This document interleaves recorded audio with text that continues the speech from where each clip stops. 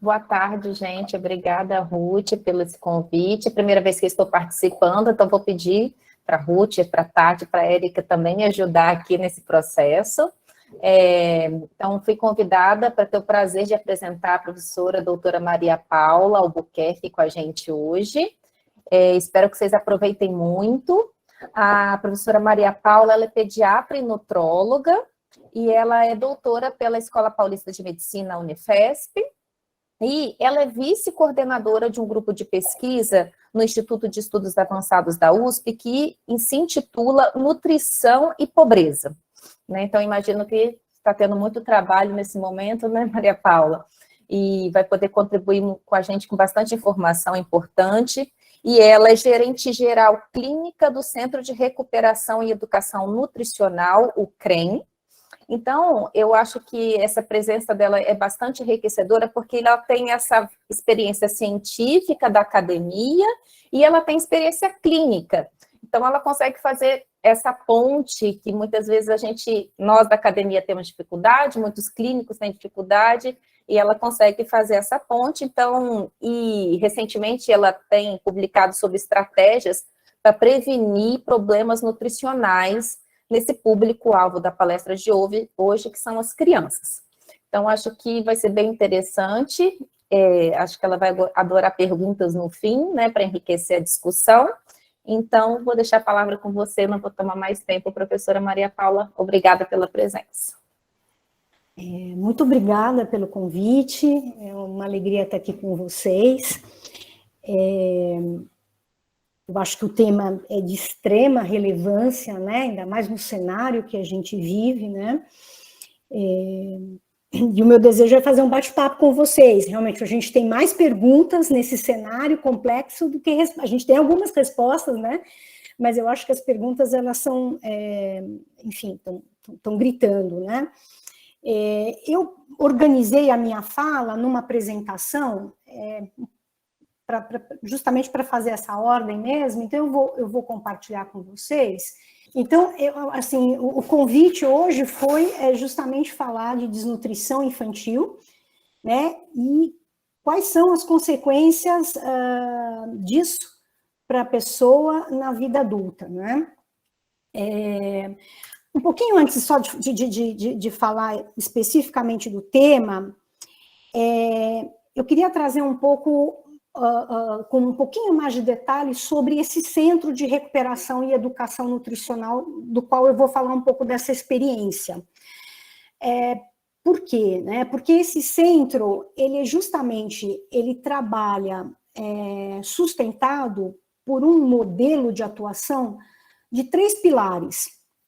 Ou seja, ele tem a academia, ele tem o mundo acadêmico que faz as pesquisas, que testa metodologias e que valida essas metodologias, ele aplica essas metodologias na assistência, que são os ambulatórios, os centros de educação infantil, onde somente crianças com desvios nutricionais são matriculadas, né? Então tem uma forma de trabalho de caráter interdisciplinar, ou seja, são vários profissionais da área de saúde, de educação, assistentes sociais, psicólogos, né?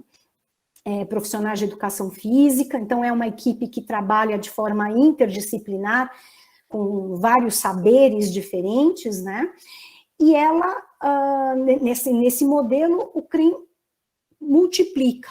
Então, a gente tem algumas experiências em cidades, por exemplo, como Maceió, que infelizmente hoje é a cidade com maior, né? Alagoas é o estado com maior prevalência de desnutrição infantil e também de insegurança alimentar entre as crianças, não é? E outros países, como, por exemplo, Haiti, Moçambique.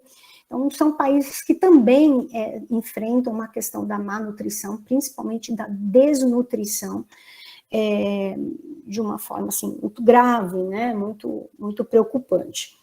Então, o CREM, justamente o que eu vou falar depois, mais para o finalzinho, conversa muito com aquilo que a gente faz nos nossos ambulatórios, tá? Então, eu achei interessante trazer um pouco essa referência logo no início. O que é a desnutrição, né? Eu trouxe para vocês esse monte de letra aí, até pequenininha, nem sei se dá para ver muito bem, mas, na verdade, eu trouxe foi um conceito, né? Então,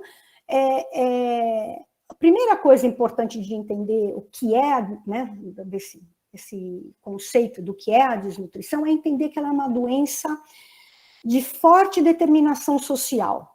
Apesar dela ser multifatorial, ou seja, ela tem muitos fatores, muitas causas, ela tem um determinante social muito importante, ou seja, ela tem raízes profundas na pobreza e na desigualdade.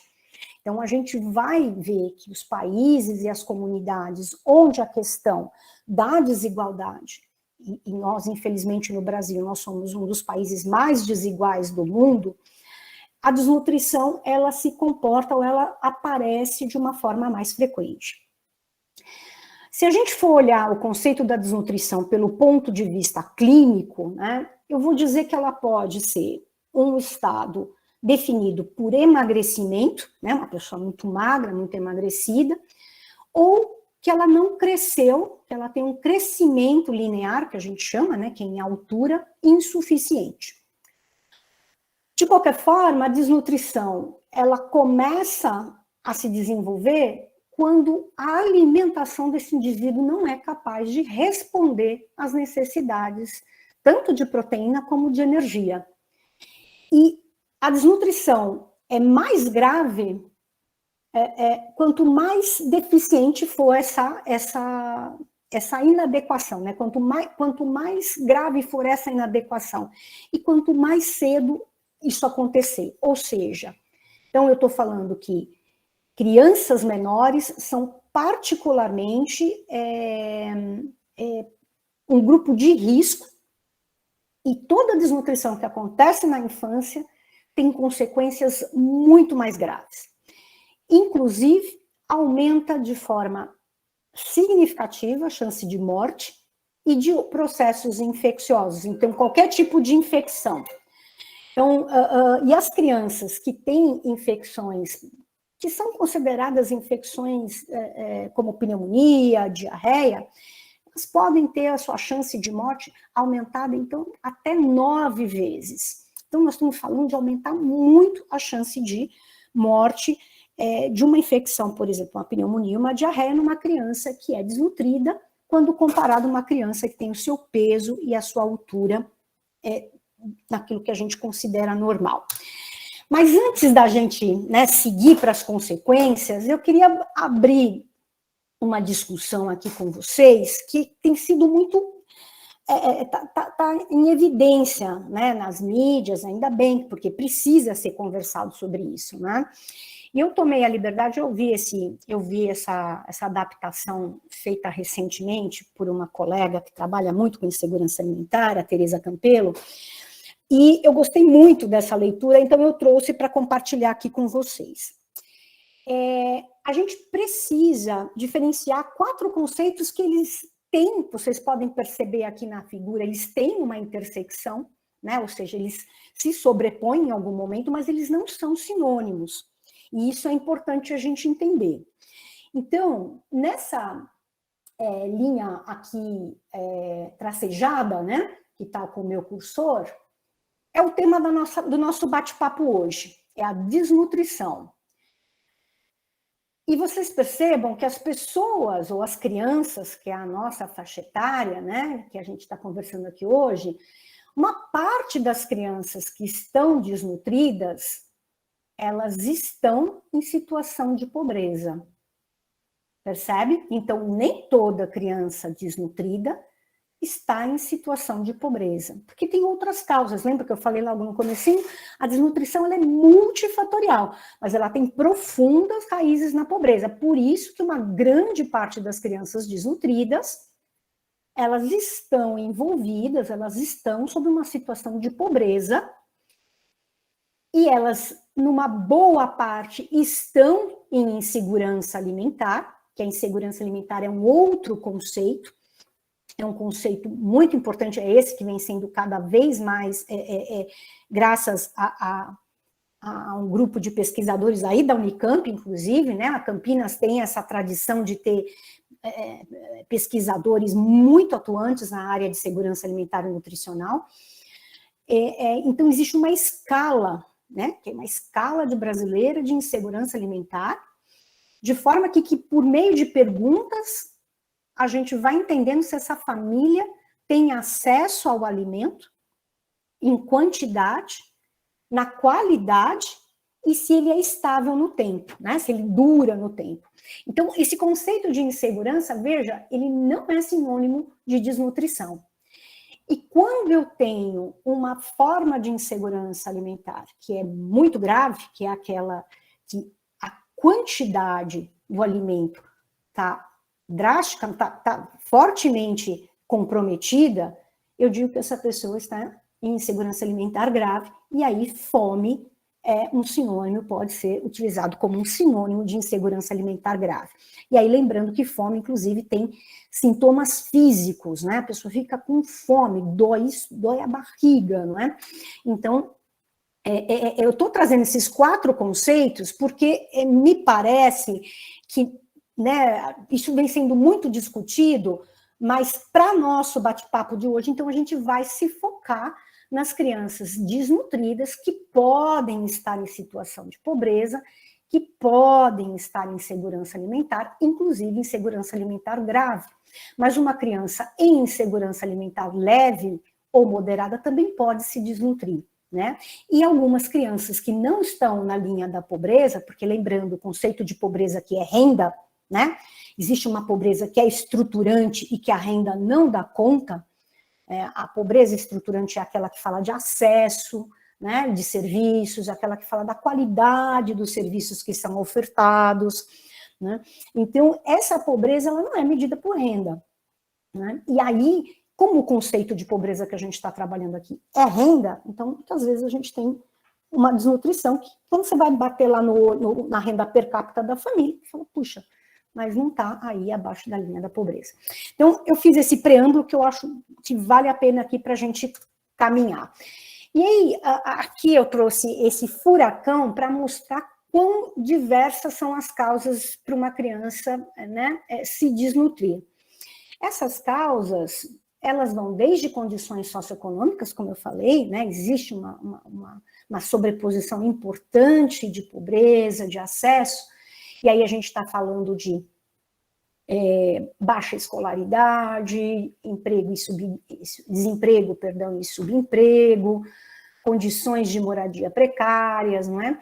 E aí a gente vai para a questão das dinâmicas e dificuldades familiares, então a gente está falando aqui, quando a gente fala de experiências adversas da mãe, a gente está falando muito da capacidade, né, deste cuidador responder às necessidades daquela criança, né? Então, muitas vezes é uma questão de não ter experimentado uma maternagem e não conseguir, muitas vezes, reproduzir essa maternagem na sua experiência. Então, eu falo, esse, em particular, é muito importante para as nossas mães adolescentes, não é? Que muitas vezes não experimentaram a maternagem e se tornam mães muito jovens.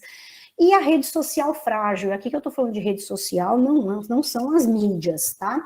Mas o tecido que sustenta essa família no território, e essa rede ela é primária, quando eu falo de relacionamentos gratuitos, então eu estou falando de parentes, vizinhos, amigos, comunidade, e a rede secundária, que são os equipamentos justamente de proteção,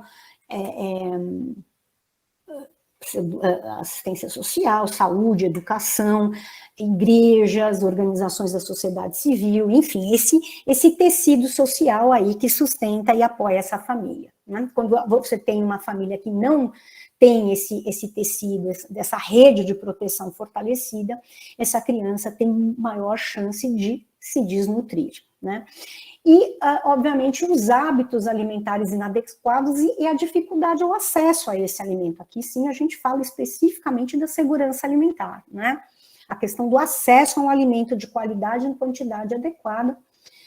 E os ambientes, né? É importante a gente falar que a questão dos ambientes, a violência, né? O estresse tóxico, que a gente comenta muito, eles são fatores importantes para a questão aí também dos cuidados responsivos. E isso pode culminar com doenças associadas, e aí as infecções, né, são bastante importantes, principalmente as infecções do intestino, as diarreias, porque aí vira um ciclo vicioso, né, a criança, ela com infecções intestinais, ela tem uma perda importante de nutrientes pelas fezes, ela fica abatida, com falta de apetite, amuadinha, para de comer, o crescimento nesse momento também para.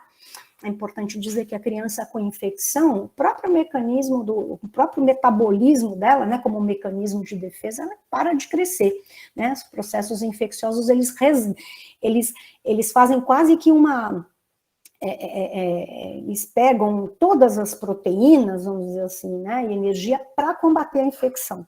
Então, eles deixam aí de lado o processo de crescimento.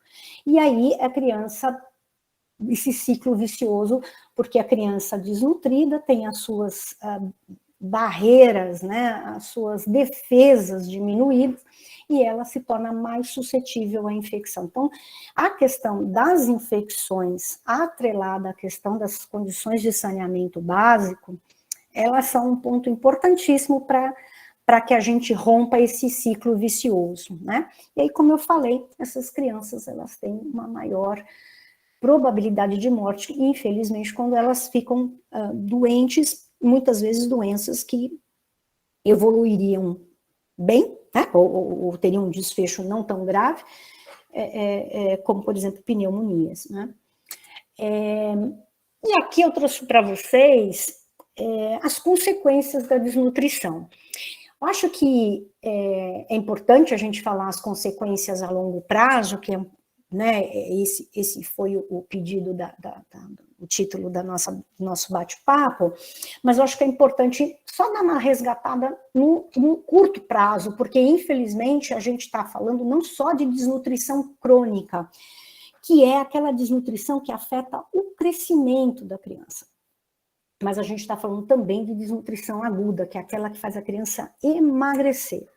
Essa é a desnutrição que preocupa em termos de hospitalização, ou seja, aquela criança que vai parar no hospital, né? Então, aqui, como eu já comentei, essa criança desnutrida, ela aumenta a chance de ficar doente mais vezes e também de ir a óbito por conta dessa infecção. Uma coisa importante é que o desenvolvimento cognitivo, motor, né, dessa criança, ele se prejudica nesse momento, nesse ciclo da desnutrição, né? E aí, como a gente muitas vezes não consegue romper esse ciclo, não é?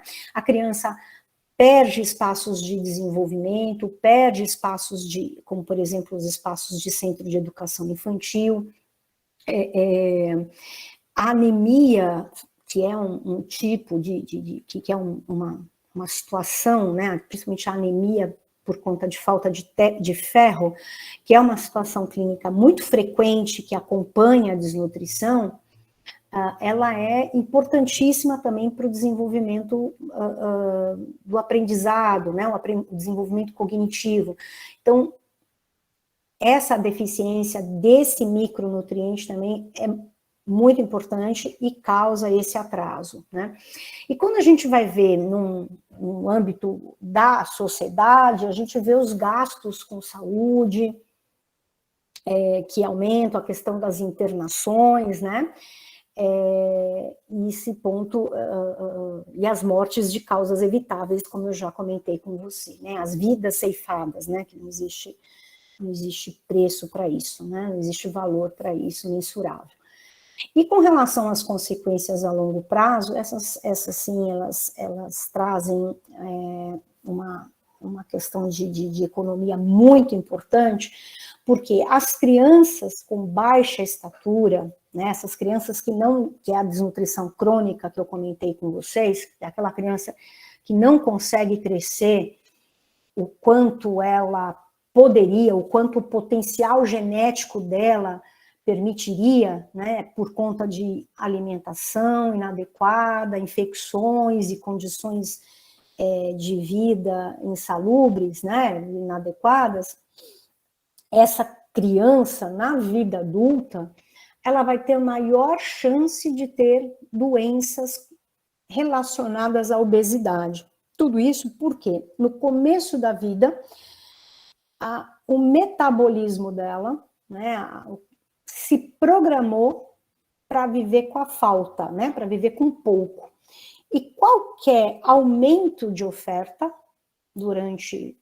já na adolescência a gente vê isso, qualquer aumento de oferta de calorias na dieta dela, ela vai acumulando.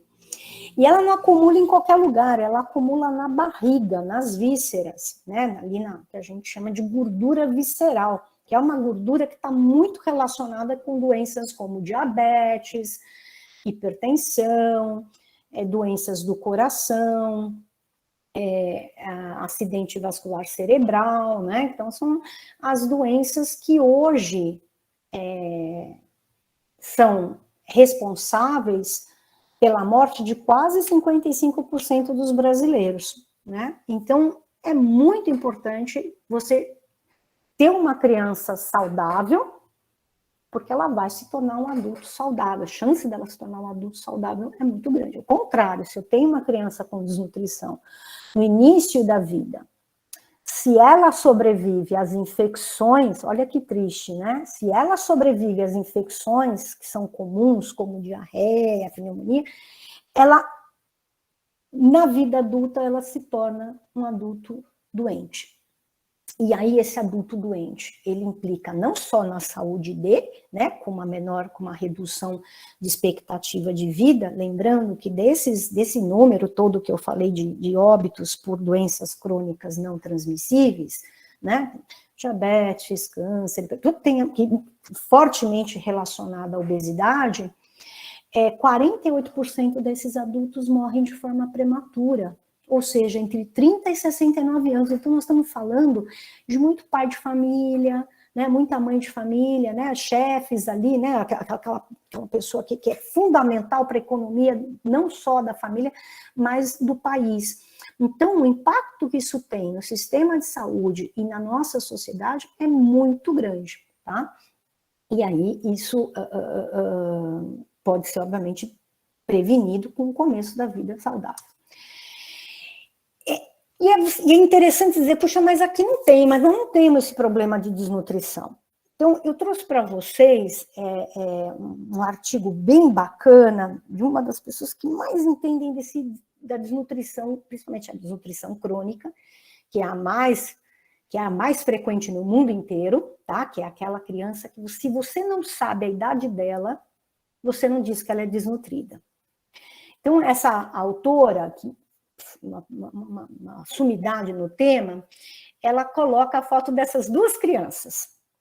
E se você não sabe a data de nascimento delas, você diz que as duas, né, pela consistência ali, pelo tamanho da coxinha, né, do bracinho ali, não é? Tá meio gordo, até meio fofinho, né? Você tem uma que tá aqui, que é essa bolinha, que é uma criança de 4 anos e 4 meses, e você tem uma criança de 2 anos e 2 meses. Olha só, as duas têm exatamente a mesma altura. Mas se eu não sei a estatura, se eu não sei a idade desta criança, e se eu não coloco este dado num gráfico, que é esse gráfico aqui que a gente chama que é gráfico de crescimento, né, curva de crescimento, depois a gente vai falar da caderneta da saúde, é fundamental essa ferramenta de monitoramento, eu não sei quem é quem aí, né? Então, enquanto eu tenho uma criança aqui que tem uma altura adequada para a idade, que é essa linha verde aqui, que diz que está tudo bem, que é o caminho da saúde, eu tenho uma criança que está abaixo aqui da linha preta, que é desnutrição grave. Ela não só é desnutrida, como ela está gravemente desnutrida. Então, essas linhas, elas dizem isso, ó, amarelo, atenção, risco, né? Entre o amarelo e o vermelho eu tenho uma situação de risco, principalmente populações que estão em situação de vulnerabilidade. Atenção, ninguém vai dormir com uma altura boa e acorda com desnutrida. Então, tem esse canalzinho aqui entre o amarelo e o vermelho, é muita atenção para os profissionais da saúde, da assistência, da educação e para os pais, tá? Aí entre o canalzinho vermelho e preto, opa, aqui nós temos uma chance grande, né? Nós estamos falando aqui de uma chance muito grande de ter alguma coisa errada com a saúde dessa criança e com o crescimento dessa criança. E quando eu estou abaixo da linha preta, é que a chance é muito alta. Então, assim, toda vez que eu me afasto dessa linha verde, eu estou tendo uma situação de desnutrição, tá bom? E aí, só para reforçar, né, aquilo que eu já comentei, a caderneta da criança, ela desde 2017, que ela é oficialmente o documento de eleição para a gente monitorar crescimento, vacinação, marcos do desenvolvimento. Tem muita coisa bacana nessa caderneta e a gente deve valorizar muito esse uso pela família em todas as situações que elas estiverem nos equipamentos, né? Então, isso é cidadania, o nome é muito feliz, é um passaporte da cidadania, né? Entendendo que a criança tem o direito de ser monitorada no seu crescimento. E aí não vale só curva com um pontinho, tá? Como aquela que eu mostrei lá, tá? Aquela lá foi só para... porque tinham duas crianças na mesma curva. A ideia é que quanto mais pontinho nessa curva, na caderneta, mais essa criança está sendo vigiada e monitorada, tá? Aqui eu queria só dizer que tem um conceito importante de equidade e igualdade. Toda criança deve ser monitorada, mas tem algumas crianças que devem ter todo o monitoramento que elas precisam, tá? Então, a gente tem que ajustar os cuidados à necessidade de cada criança, tá? Mas a gente tem aí um protocolo de pelo menos 9 consultas com 24 meses de vida. Então, nos primeiros 24 meses, 9 consultas com o time da unidade básica. E aqui eu trouxe para vocês uma plataforma que é o SISVAN, que é o Sistema de Vigilância Alimentar e Nutricional. Esse sistema, uma coisa bem bacana desse sistema, ele quer dados abertos. Ele tem muitas fragilidades, a gente pode ficar aqui a tarde inteira discutindo questões do SISVAN, né? Mas não é esse o tema. Mas tem uma coisa muito bacana, que é os relatórios públicos, que eu vou lá, clico na minha cidade, clico no meu estado, e eu vou ver como está a situação das minhas crianças. É muito importante que a sociedade, ela participe e monitore não só das suas crianças, né, no seu seio familiar, mas de como que está o estado nutricional da minha comunidade, tá? Então, os comitês, os conselhos, eles são fundamentais e é o espaço onde a sociedade participa, cobra, controla, né? Então, essa característica do SISVAN, e como é que esses números vão parar aí? Eles vão parar aí justamente quando o profissional da saúde vai lá, pesa, mede e coloca no sistema. Então, é muito importante que o que eu faço com essa informação, né? É muito importante entender que essa informação, ela tem que ser usada, né? Na verdade, ela deveria ser usada, melhor, para tomada de decisão, para entender se os cuidados com a nutrição da minha comunidade estão a contento, ou se eu preciso mudar a estratégia. Então, o dado, ele vai para o gestor e a sociedade junto, tem que estar monitorando isso. Então, eu acho bem bacana esse conceito de dados abertos, esse é o sonho de consumo da sociedade civil, não é? De que tem uma transparência das coisas que estão acontecendo em tempo real, e é bastante bacana, então, a gente pensar nessa questão da participação. Com relação ainda à invisibilidade, vocês viram ali, então, que em comunidades onde tem muita criança desnutrida, às vezes existe até, né, passa batido, como foi aquela foto daquelas duas menininhas. Então, muitas vezes, a gente tem que entender que algumas comunidades, essa, por exemplo, é uma das características do nosso centro, tá? De buscar as crianças nos vazios assistenciais. Nem sempre os territórios têm uma cobertura, esse é a meta, né, de uma cobertura universal da atenção primária, mas efetivamente a gente tem espaços onde existe aí um vazio assistencial. Agora peço licença, eu estou falando da minha realidade aqui de São Paulo, tá? Pode ser que não esteja sendo justo com a realidade de Campinas, então eu trouxe só esse recorte de que a busca ativa dessas crianças, ela se faz necessária em algumas situações, né? Então, e essa antropometria ela é feita nos locais mais improvisados. Ó. Por exemplo, aqui foi na garagem ali de uma casa, né? E a nossa nutricionista lá do nosso time pesando e medindo, e aqui vocês estão vendo aqui já alguém registrando na caderneta, né? Que essa é a ideia. Sempre deixar esse registro e notificar, né? Aí entra no sistema do SUS, né? Porque uma coisa importante que eu esqueci de comentar, nós estamos dentro do SUS, na Secretaria da Saúde. Mas veja, a gente não quer só que está hoje, né? Falando das consequências da desnutrição, porque, na verdade, nenhuma criança deveria estar desnutrida. Né? Quando a gente fala em tratar a desnutrição, é porque a gente já comeu bola, né? Como meus filhos comeu bola, mãe.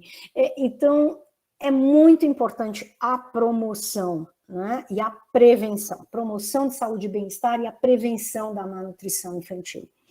Então, se a gente até agora, né, nesses minutos que a gente está conversando aqui, a gente já quase meia hora batendo papo, a gente viu quanta coisa ruim acontece, né, por conta da criança se desnutrir, quantas vidas ceifadas, quanta capacidade cognitiva, né, quantos chefes de família morrem de forma prematura.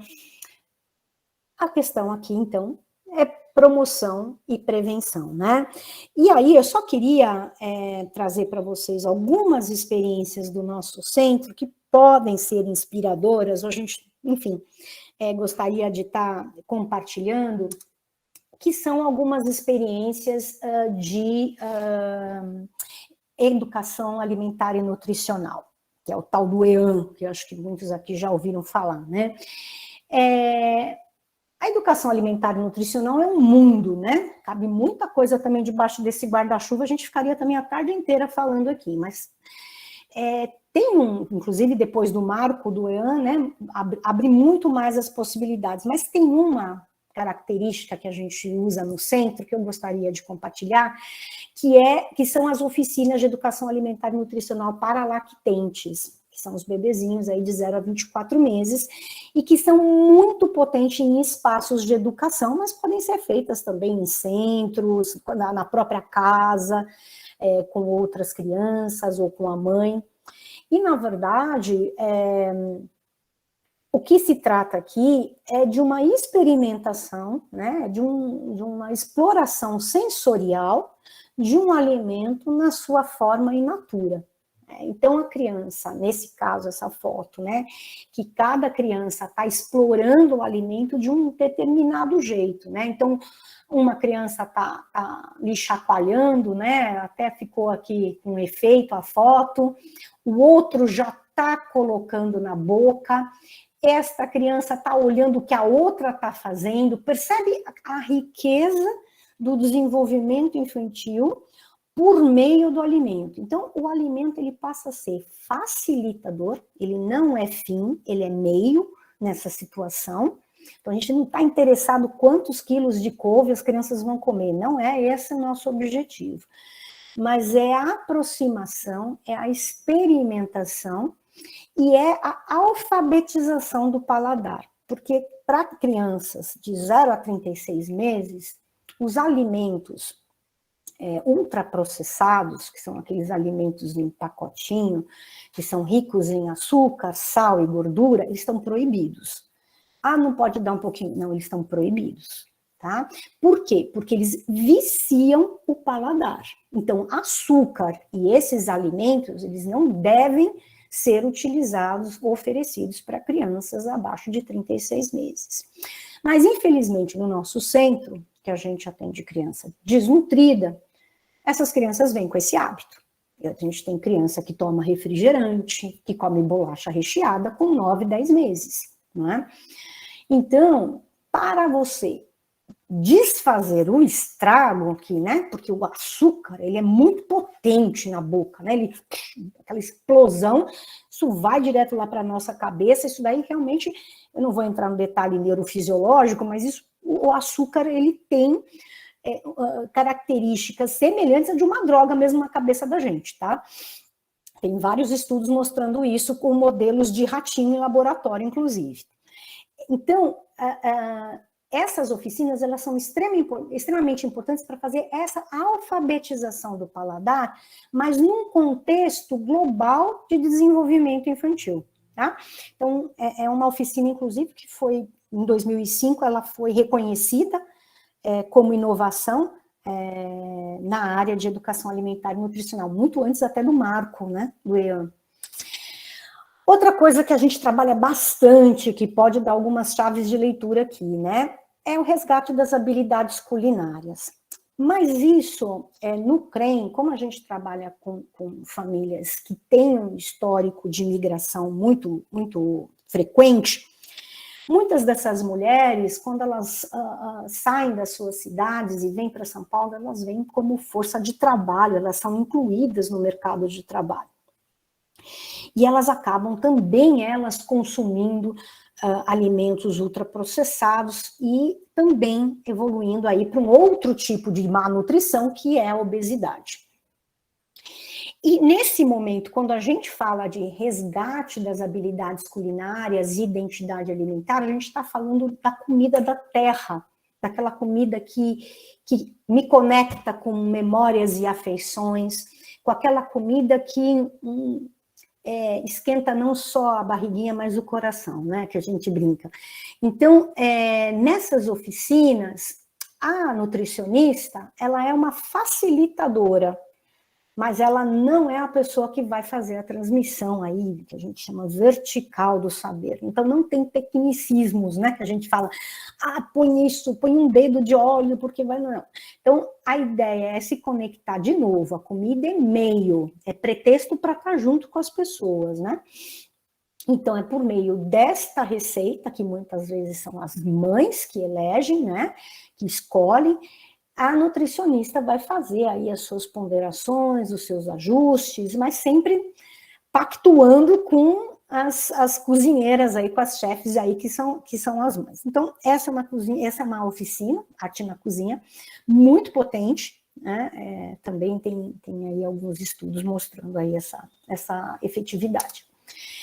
E a gente, como eu disse para vocês no início, a gente trabalha com o conceito de equidade, não de igualdade. Então, a gente adequa o nosso atendimento às crianças e às necessidades, a ponto de fazer atendimentos domiciliares, né?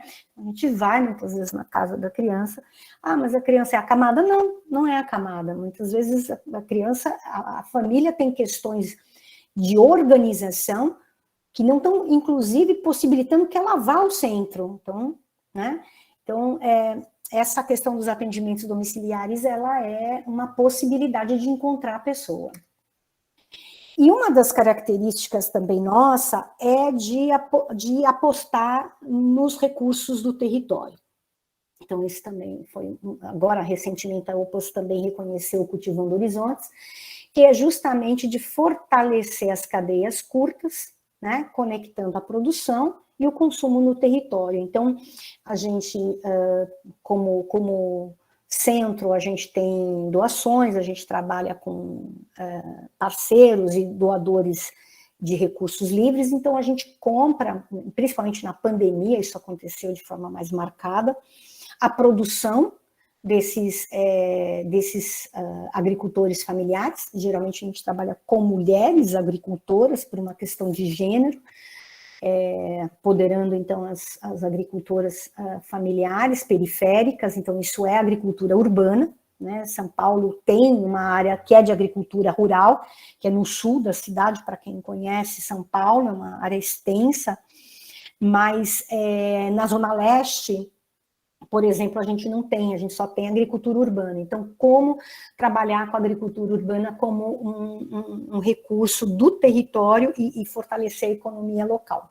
Então, essas práticas, elas são postas como tratamento, né? E aí as famílias recebem essas cestas e dentro das oficinas e da cozinha experimental, as receitas são executadas, né? E aqui é só um exemplo, né, então, de como chega a banana, como é que é toda a atividade, e aqui é o nosso centro de educação infantil, a gente tem um centro, como eu comentei, dentro dos nossos ambulatórios, e aqui são a professora e a nutricionista aqui fazendo uma oficina de abóbora, tá? E é lógico que as crianças vão para a cozinha também, essa é uma outra prática para os maiorzinhos, né, de manipulação.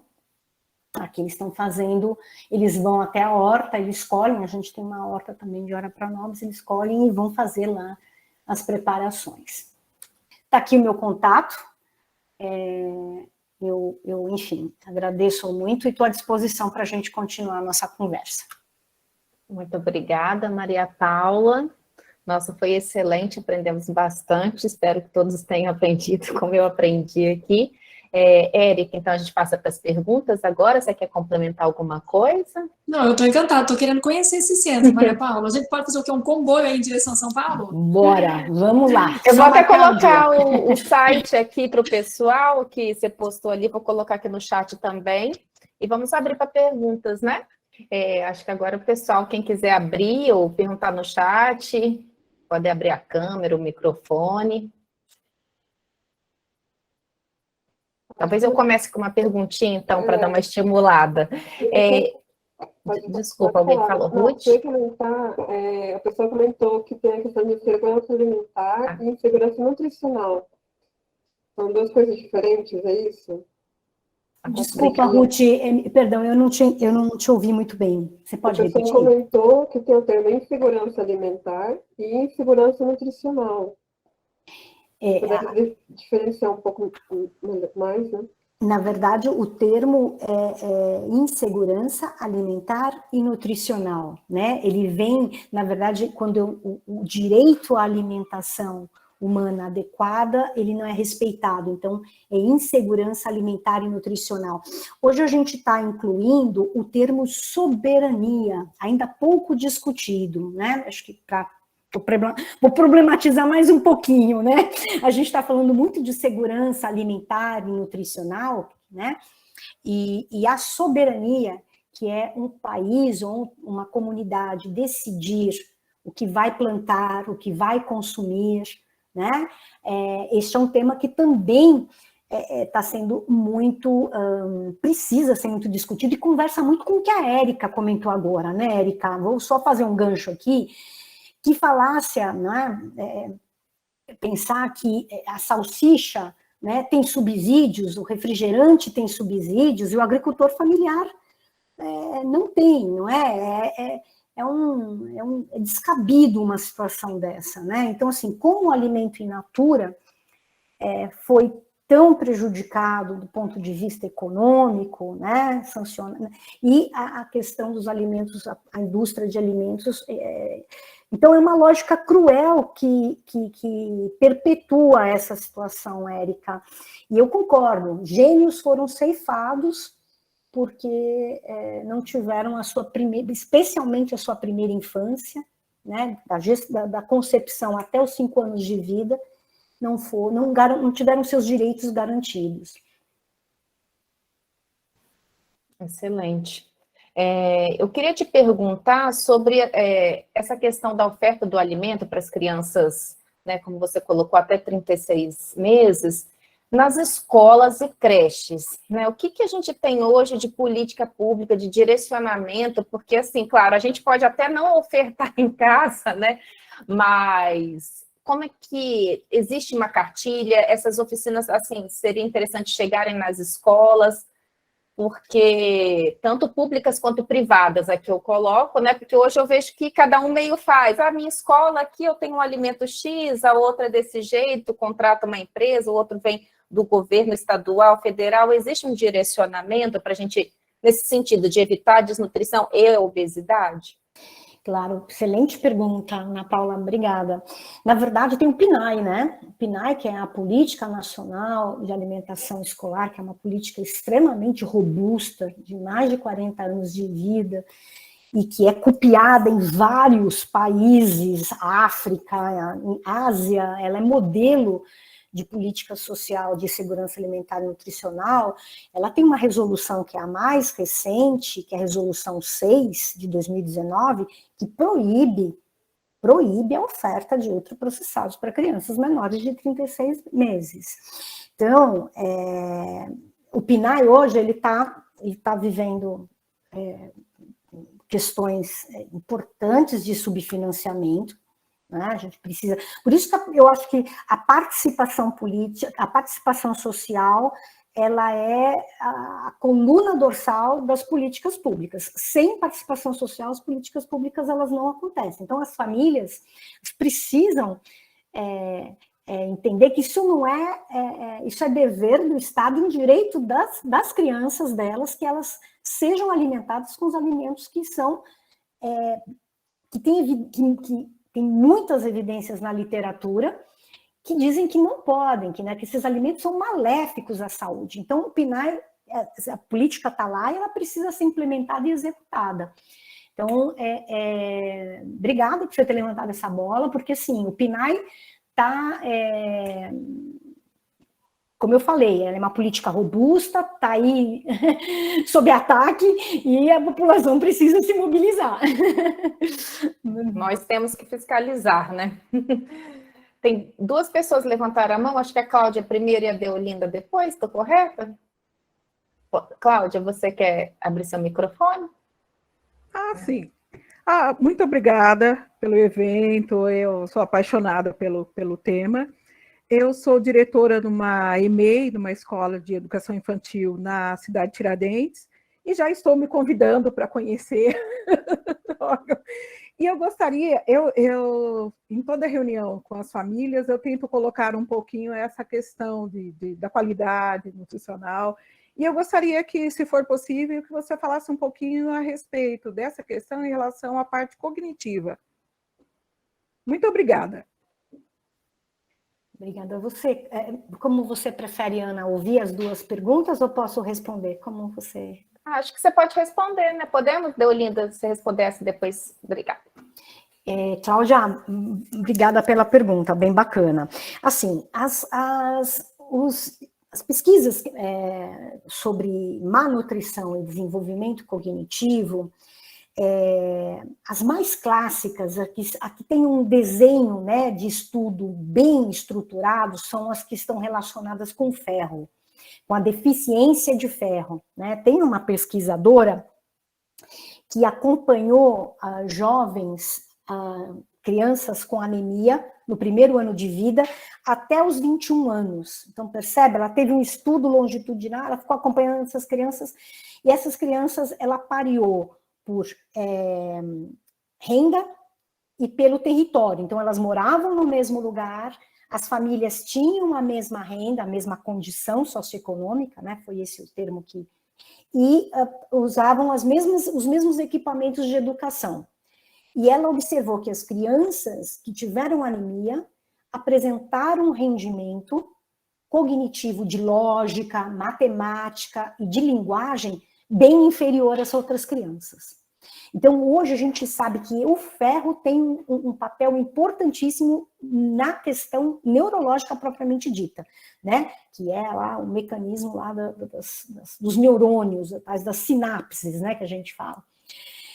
Com relação à desnutrição, aí a gente tem um cenário multifatorial, que a gente fala, né? A gente tem muitos fatores. E a questão da desigualdade, da evasão escolar, das infecções, do estresse tóxico, né? A gente está falando aí de violência, privação de sono, A gente tem famílias onde a criança vai dormir às 2, 3 horas da madrugada, porque perto da casa dela tem o baile, tem o bar, ou é uma casa de um cômodo só. Então, todo o barulho da casa está lá, e a criança não consegue dormir. Então, são vários os fatores que fazem uma criança não alcançar o seu desenvolvimento cognitivo pleno. Então, é o que a gente fala da perpetuação do ciclo da pobreza, né? Então, mas efetivamente, não sei se eu te respondi, a questão da carência de ferro, que está associada, que está frequentemente associada a baixo crescimento, essa sim tem evidências que mesmo você controlando o ambiente, a criança que teve anemia, mesmo que tratada, no final da sua adolescência, ela continua com rendimento cognitivo inferior. Obrigada. Vamos para a Respondeu, muito obrigada. Desculpa, eu só fiquei interessada na pesquisa. Se você tiver como passar, te agradeço muito. Muito interessante.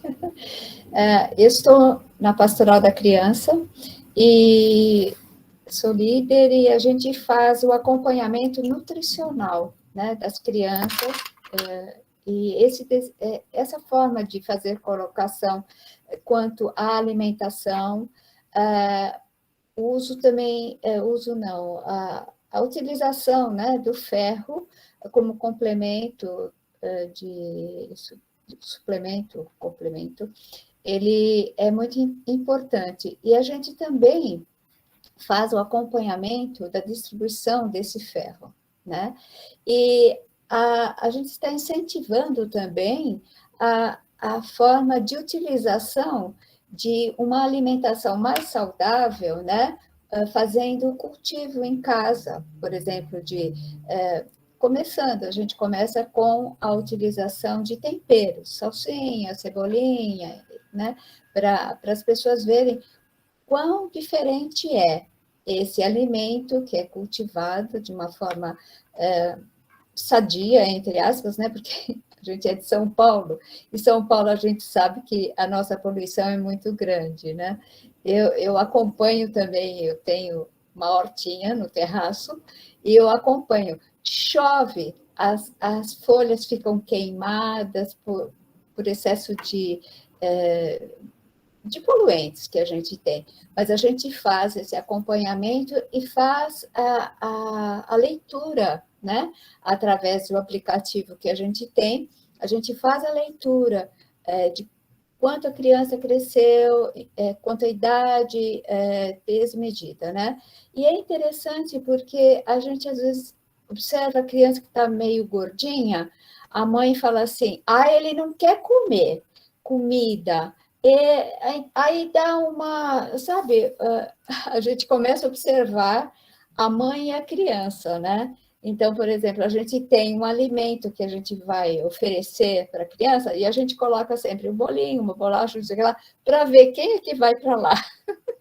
E pode contar aquela criança que, não quero comer, é justamente a forma com que ela está sendo oferecido o alimento para ela. E a gente também trabalha forma de falar, mostrar para aquela mãe a importância da diversidade do alimento. Achei muito interessante quando apareceu, né, mostrar a textura das coisas, né? É muito interessante. Eu acho que isso pode ser também numa oficina que se a gente fizer uma roda de conversa, colocar as crianças, sabe? Para ver, porque tem um vídeo na Pastoral da Criança de crianças um pouquinho maiores, né? São oferecidas frutas, alimentos normais, né, que a gente observa. A criança não sabe o que é isso. Aí oferece para ela um salgadinho, um refrigerante. Ela sabe. Ela sabe o que é chocolate, ela sabe. E é muito interessante a gente fazer esse tipo de abordagem durante uma conversa com as mães, com os pais, com os familiares que estão ali naquela reunião, e eles colocam para a gente de que forma estão sendo colocadas, está sendo feita a alimentação daquela criança, né? E, nossa, muito rica, a doutora Maria Paula foi muito rica e a gente tem interesse em estar conhecendo todo esse estudo. Tá? Obrigada. Ana Paula, a dona Deolinda, né, e a pastoral, assim, vem frequentemente nos nossos encontros, sabe? Eu acho que eles têm um braço muito importante aí, né, de interação com a sociedade. Desculpa, viu, Ana Paula, interferir aí na sua moderação. Não consigo ficar quieta, Ana Paula. Pode tocar. Obrigada, Deolinda. Agora vou abrir para Maria Paula, né, Maria Paula? Não, é bacana, Deolinda, super importante, né, o trabalho da pastoral, assim, essa companhia, né, essa presença no território, né, isso é o grande valor, porque, na verdade, é o que eu brinco, eu digo, olha, essas cozinhas, essas oficinas, é tudo pretexto para a gente estar com as pessoas, o importante é o encontro com as pessoas, né, e a comida, ela é muito potente, porque ela conversa com o afetivo, e com a cultura, e com a identidade, né, de uma forma muito visceral, literalmente, né, porque esquenta a barriguinha, né, coração e barriga, e quando a gente vê essa descaracterização das nossas culturas alimentares por conta de uma interferência clara, né, uma interferência clara da produção, do tipo de produção de alimento, isso precisa ser discutido com as famílias, né? Então, essa criança que você comentou, né, por exemplo, ela não come, mas quer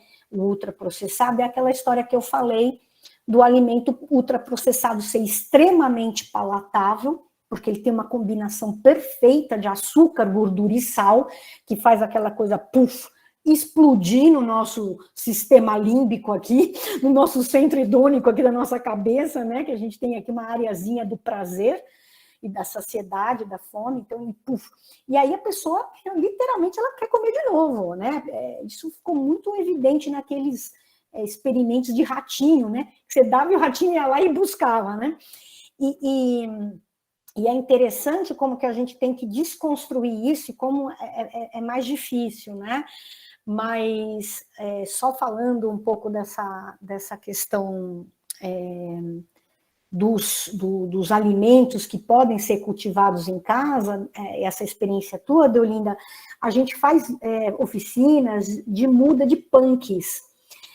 Punks que são plantas muito rústicas, sabe? Que elas dão, inclusive aquela ora pronobis que as crianças estavam comendo numa das fotos, aquilo ali é que nem mato, né? Tem gente que tem ora pronobis que tem que ficar podando que não tem mais o que fazer com a ora pronobis.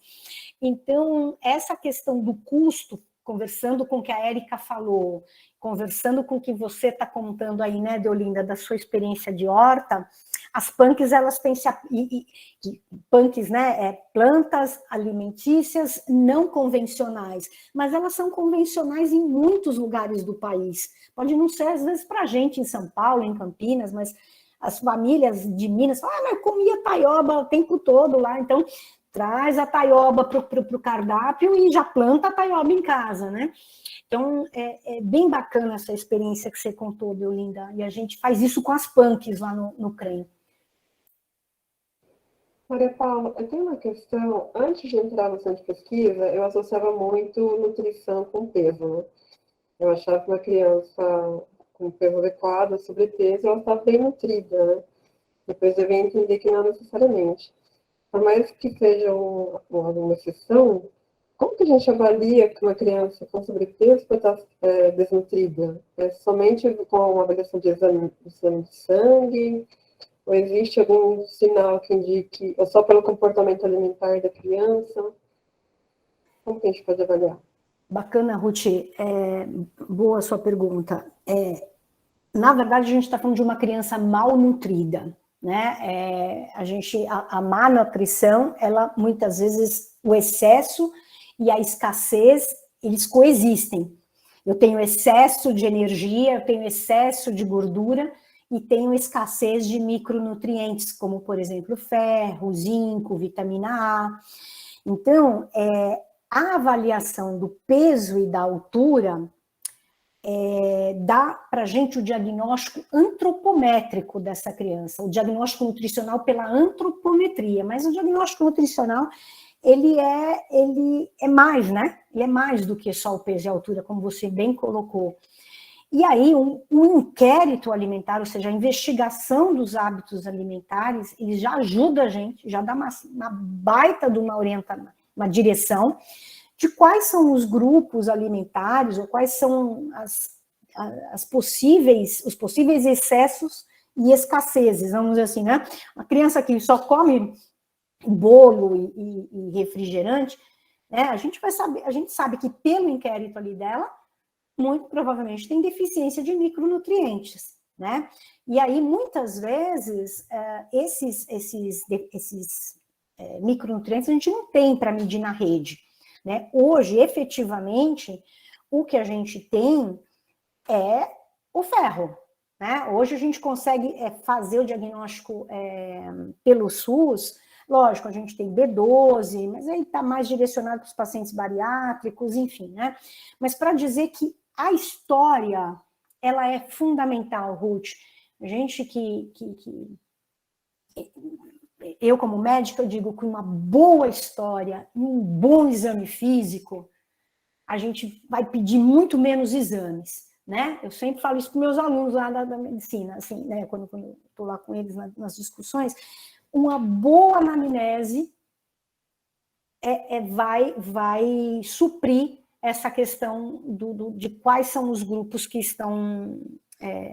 E aí, só reforçando o que a Deolinda também comentou, existe o Programa Nacional de Suplementação, né, que hoje preconiza o uso de suplementação de ferro até os 24 meses, tamanha a prevalência, né, e a gente está aí voltando a discutir o NutriSUS, que são aqueles granuladozinhos que se coloca na comida, mas a gente tem atualmente vitamina A e o ferro como suplementação dentro do Programa Nacional, né? Além do ácido fólico para as gestantes, né?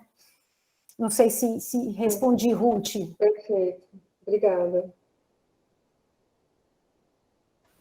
A Deolinda quer fazer mais um comentário, por favor, Deolinda.